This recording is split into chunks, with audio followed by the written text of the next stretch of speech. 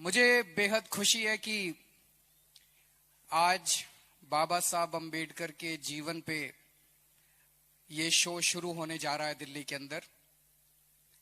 बहुत दिन से हम लोग प्लानिंग कर रहे थे, साल 2 साल से, कि उनके जीवन को जन जन तक कैसे पहुंचाया जाए। हम लोगों ने स्कूलों में भी बाबा साहब अंबेडकर को पढ़ाने के लिए अलग से व्यवस्था की, लेकिन एक आम आदमी तक पहुंचाने के लिए हमने सोचा कि नाटक एक सबसे अच्छा जरिया हो सकता है। बाबा साहब अंबेडकर का जीवन बेहद प्रेरणादायी है। मैं तो अपने आप को उनका भक्त मानता हूं, फैन भी नहीं मानता, मैं अपने आप को उनका भक्त मानता हूं, क्योंकि जितना उनके जीवन को पढ़ते हैं उतना ही यकीन नहीं होता कि ऐसा आदमी कभी पैदा हुआ था। एक बार आइंस्टाइन ने गांधी जी के बारे में बोला था that the future generations will refuse to believe that such a man walked on earth in flesh and blood, कि आने वाली नस्लें यकीन नहीं करेंगी कि ऐसा व्यक्ति कभी इस धरती पे पैदा हुआ था। आइंस्टाइन ने ये गांधी जी के बारे में कहा था, लेकिन मुझे लगता है ये बाबा साहब अंबेडकर पे पूरी तरह से फिट होता है।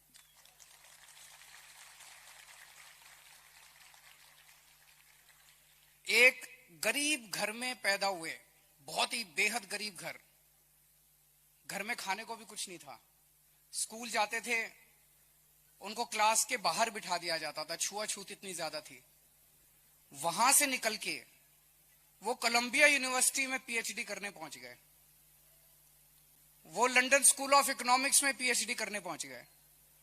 मैं सोच रहा था आज के टाइम पे 100 साल के बाद भी हमारे बच्चों को लंदन स्कूल ऑफ इकोनॉमिक्स और कोलंबिया यूनिवर्सिटी जाने में नानी याद आ जाती है, किसको एडमिशन मिलता है।